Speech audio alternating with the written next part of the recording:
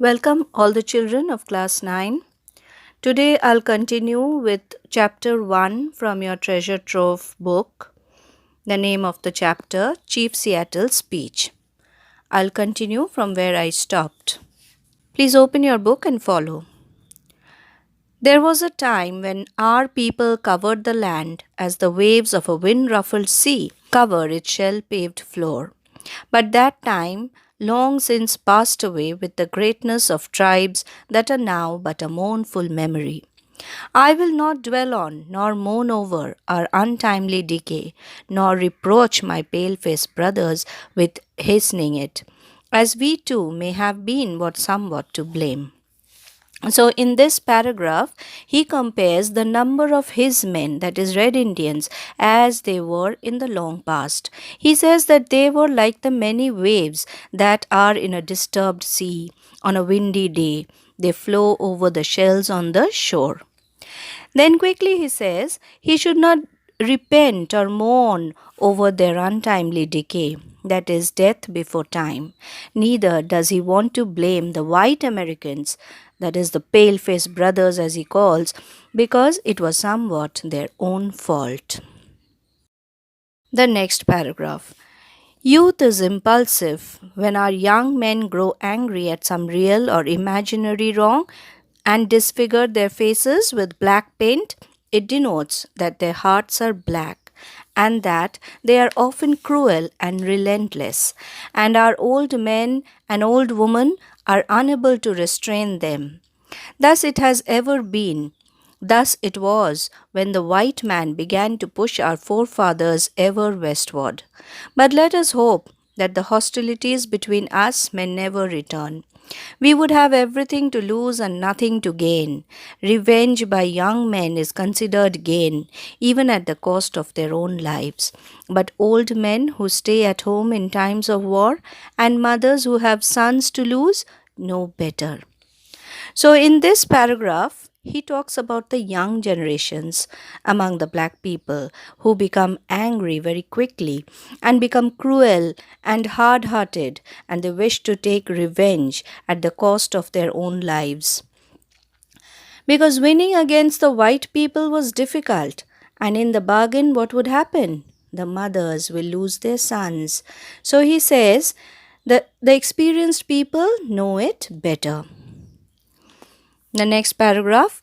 Our good father in Washington, for I presume he is now our father as well as yours, since King George has moved his boundaries further north, our great and good father, I say, sends us word that if we do as he desires, he will protect us. His brave warriors will be to us a bristling wall of strength, and his wonderful ships of war will fill our harbors, so that our ancient enemies far to the northward, the Haidas and Simshians will cease to frighten our women, children, and old men. Then, in reality, he will be our father and we his children. But can that ever be? Your God is not our God. Your God loves your people and hates mine. He folds his strong protecting arms lovingly about the pale face and leads him by the hand as a father leads an infant son. But he has forsaken his red children, if they really are his. Our God, the Great Spirit, seems also to have forsaken us. Your God makes your people wax stronger every day. Soon they will fill all the land. Our people are ebbing away like a rapidly receding tide that will never return. The white man's God cannot love our people, or he would protect them. They seem to be orphans who can look nowhere for help. How then can we be brothers? How can your God become our God and renew our prosperity and awaken in us dreams of returning greatness?